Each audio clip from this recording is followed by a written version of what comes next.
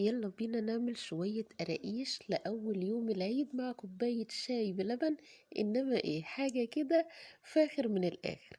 يلا نسمي الله ونبدأ الفيديو بتاعنا. أول حاجة معايا كيلو دقيق أي نوع بتستخدميه استعمليه، وكالعادة هبدأ أنزل فيه بالمنخل بتاعي لأن الدقيق لازم ننخله، أي حاجة فيها دقيق يعني لازم ننخلها.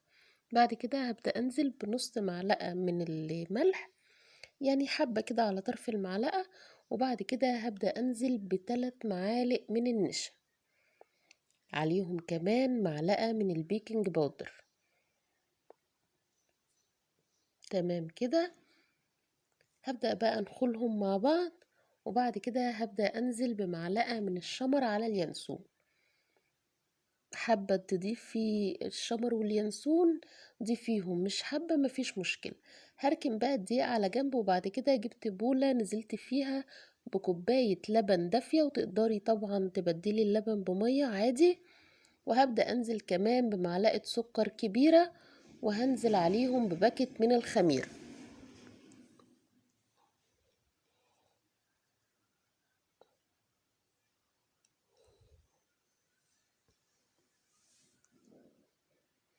هبدأ أدوبهم مع بعض كويس.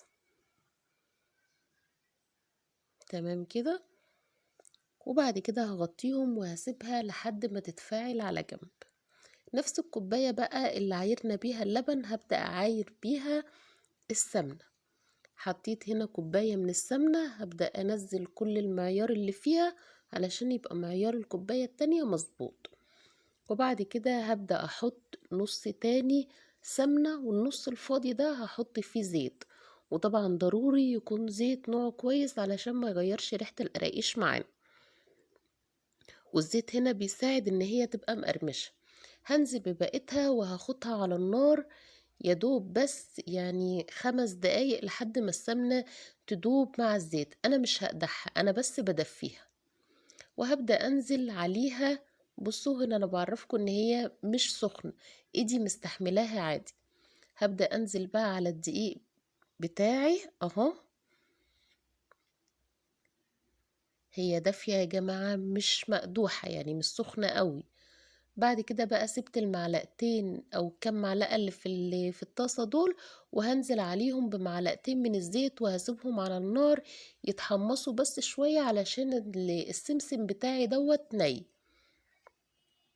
هقلب شوية كده في الدقيق على ما السمسم يتحمر شوية، وبعد كده هجيبه وهوريهولكوا دلوقتي. هو ما خدش طبعا لون اهو، لانه هو لسه ما كانتش يعني قدحت للدرجة اللي هي. طبعا هي كده كانت سخنت، لكن في نفس الوقت ساعة ما حطيتها في الدقيق كده كانت امتصت الرطوبة اللي في الدقيق وخلاص ما عادتش سخنة. هبدأ بقى على طول انزل بايدي وهبس فيها، اخدها ما بين ايديا كده وافضل افرك فيها شمال ويمين، وما بين كلوة ايديا وهقعد افرك اهو الدقيق بالسمنة كويس قوي. ودي خطوة مهمة علشان تكون القراقيش معاكي بتقرمش وفي نفس الوقت بتدوب، وكل حباية دقيق شاربة من السمنة ومن المادة الدهنية بتاعتك كويس. هبدأ ابسها زي ما انتوا شايفينها كده. وبعد كده بقى من كتر ما قعدت بس الجلافز اتقطع. هقلع بقى الفردة دي كده خلاص انا مش محتاجاها في حاجة. وهبدأ انزل بالخميرة اللي كانت على جنب، شايفين اتفعلت وعملت ازاي. هبدأ انزل بيها، وهبدأ بقى أعجن القراقيش بتاعتي. طبعا مش هعجن كتير قوي يعني، لكن هفضل أعجن فيها لحد ما أشوف هي كده احتاجت معايا نص كوباية من المية كمان، لأن الدقيق دوت بيحتاج سوائل زيادة. خدت معايا كوباية ونص من المادة السائلة، يعني حطيت كوباية لبن وهحط دلوقتي نص كوباية مية تاني، ولازم تكون دافية علشان تفعل الخميرة بسرعة معانا. او لقيت لسه العجينة تحت ايدي ناشفة، نزلت عليها بنص كوباية من المية الدافية. فضلت بقى الم كده. طبعا هي كده خلاص العجينة تمام، مش لما تلاقيها مفرولة معاكي في الاول تبقى خلاص، لا اعجنيها شوية كده هتوصلي للقوام اللي انت شايفاه ده. تفضلي بقى تعجني فيها شوية لحد بس ما تنعم معاكي، ما تبقاش مفرولة. هغطيها بقى وهسيبها شوية بس بتاع 10 دقايق. قعدت ادور على المفرش السيليكون علشان اعملها مرة واحدة، ويعني افردها مرة واحدة بالنشابة كده. بص انا جبت النشابة دي منظر بس كده، اخليها مستطيلة او مربعة واقطعها كلها نفس التقطيعة، لكن ما امكنش يعني ما لقيتوش بصراحة. فجبت بقى القطاعة اللي انا بقطع عليها بالسكينة دي عشان ما اقطعش على الرخامة. واللي عارف انا ما بقطعش بالسكينة على الرخامة ليه قولي في التعليقات. لو متابعني هتعرفوا انا مش بمشي السكينة على الرخامة ليه. قطعتها بقى زي ما انتوا شايفين كده. محتاجتش النشابة دي بصراحة، انا عملتها بايديا بس كده. تخليها يعني إيه العرض اللي انت عايزاه، وتروحي بعد كده مقطعها بالسكينة زي ما انت شايفة. لو عندك القطاعة اللي هي المشرشرة دي اعملي بيها، ما عندكيش ما فيش مشكلة، بالسكينة تمام وحلوة جدا.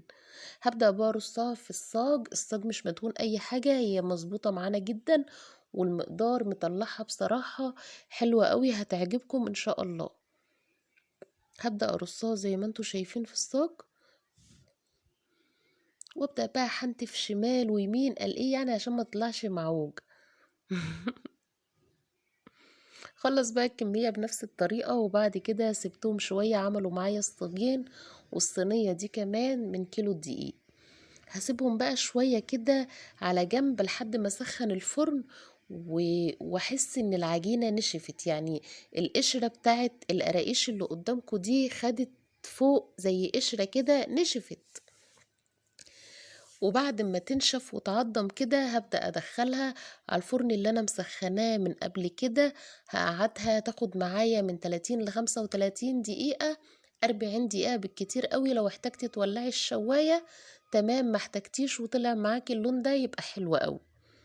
خرجتها بقى خدت معايا يعني نص ساعة او نص ساعة و5 دقايق بالظبط، وطلعت معايا زي ما انتوا شايفين كده.